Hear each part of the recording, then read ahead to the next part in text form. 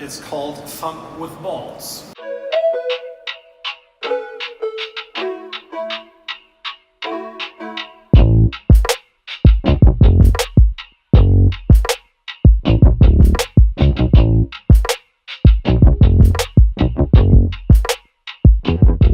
Today's the day of the startup safari and I'm on my way there right now, 6:15 right now. Yesterday I asked if I could have the main stage and they said yes.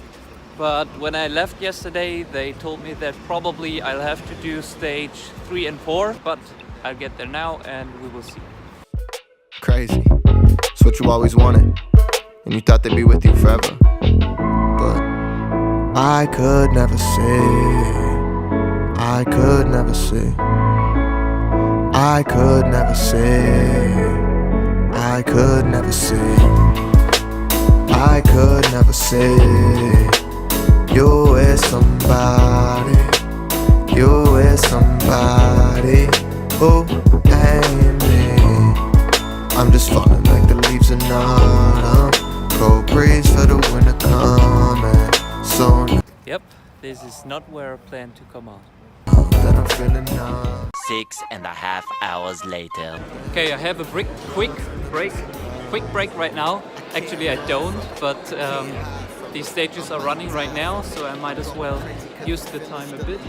This is what you hear. I'll see the main floor, and there are a few startups and corporates on the side all presenting themselves, and maybe we can check out the startup city of tomorrow. All these booths are all startups. I think like 200 different ones. Startup on startup on startup. More of them. I could never see, I could never see. Just found the people who actually got me in this event. Met these two at the Startup Safari in Cologne 4 weeks ago, and then you got me in because you sent an email, and now I'm here. So thank you for that. What are your thoughts on the Startupcon? I'm just falling like the leaves. It was great, thanks. 2, 2, 2. Hey, 1, 2, 2, 2. Hey, hey, 1, 2, hey, 2, 2. Breeze for the winter coming so now that I'm feeling nothing. Can't run from the missing loving. Can't run from the missing loving. Can't run from the missing loving. I could never see, I could never see, I could never see. So this is the main stage you see behind me, where I was supposed to be the volunteer, and now they gave me stage 3 and 4.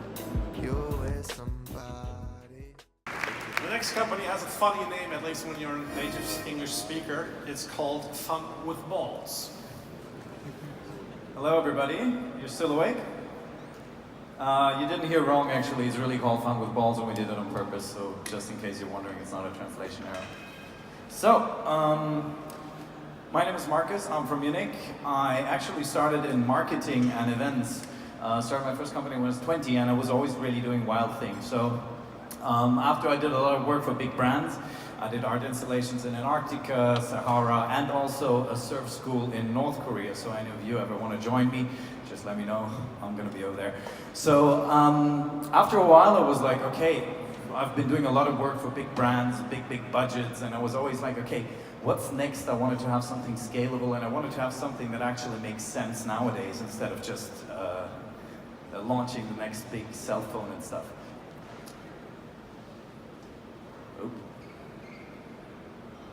There you go.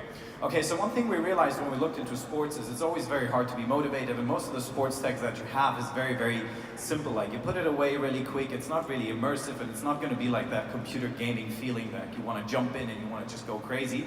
So we just thought, okay, why don't we focus on that and just build it? So the first product we put on the market, I can't show a video here unfortunately. You really have to press this hard. is a fully immersive upgrade for any squash courts. We picked squash because squash obviously is a sport going down. There's a huge infrastructure, there's a big need for all the centers to improve, get younger people in. We launched this in March, we sold 15 systems so far. The centers can buy this. We have a network of distributors worldwide that take care of all the hardware for us. So it's our sensors, it's our patents, it's our network, but platform, but we don't have to take care of installation. We just get quite a hefty fee once it's installed. And so far we received quite a lot of prizes. There's 30 million players worldwide. You really have to see it in a video because it's highly addictive. It's like playing a computer game on a gigantic touchpad. You can use it for training, you can use it for games, like we're gonna have it on all the pro games in the future, World Circuit and so on, starting next March. And it's obviously app connected, statistics, leaderboards, and so on. The next steps that we're working on is, there you go. So this is how we earn the money. We get like a license fee from the distributor because we don't want to be the guys like ordering the stuff, sending the stuff, doing the logistics. We get a monthly payment from the operator, and obviously there's a lot of follow-ups like remote coaching fees that we have, App Store, advertising, and so on. We're now moving into 5 more sports, one of them with quite a big partner coming up. That's why we're raising money actually. Our game is always to be like a big player in each sport, so the sports we pick are very carefully selected. We have to be able to create a very big technical solution that would actually engage people. Then it has to be possible to get a big infrastructure going, and obviously, yeah, there needs to be the market for all the different players. That's it.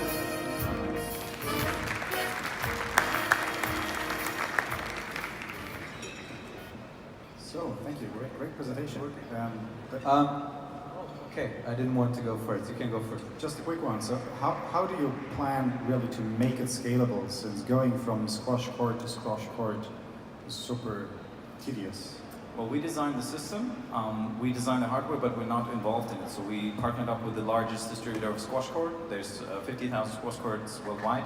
They built 7,500 of it, so they have like their production offices worldwide, they have their partners, they have their installations, blah, blah, blah. So we are not involved until the system is actually installed.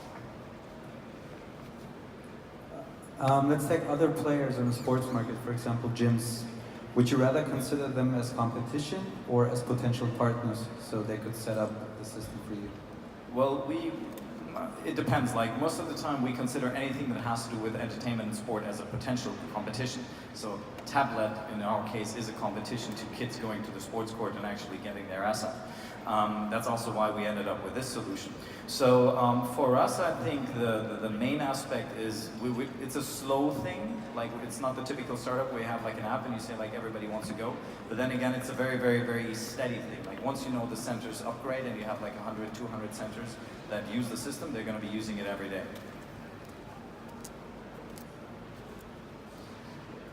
Any more questions? Can you say a little bit more about your traction? Yeah, so far we started installing in March. We have about 800 inquiries. We didn't spend any money on advertising. We basically just put out a video showing like the product and like a lot of other videos with all the different games. So far we sold 15 systems worldwide, 6 of them in the US, all the rest all over. We had an aim of 18 in 2017 and we're going to exceed that by far. Thank you everybody. Don't fall asleep. Later.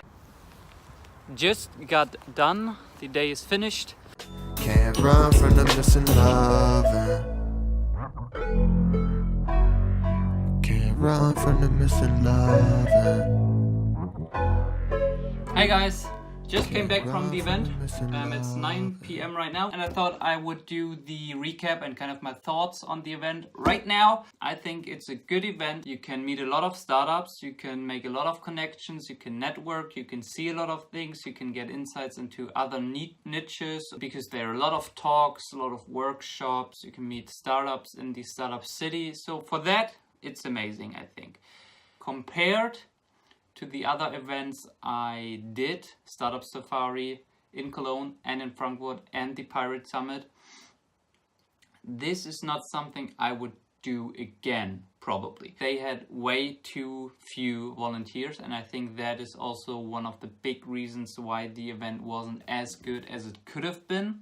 So there were 5 stages and I was the state manager for 2 of the 5 stages. I mean, that already tells a lot that they don't have so many volunteers. If someone from the outside who's all only been there 1 day before gets to manage 2 stages out of 5 stages, and I was basically there alone the whole time. There were 2 volunteers at the start, but they were like gone like half an hour later, and after that no one else came. I mean, that's kind of what you sign up for if you volunteer.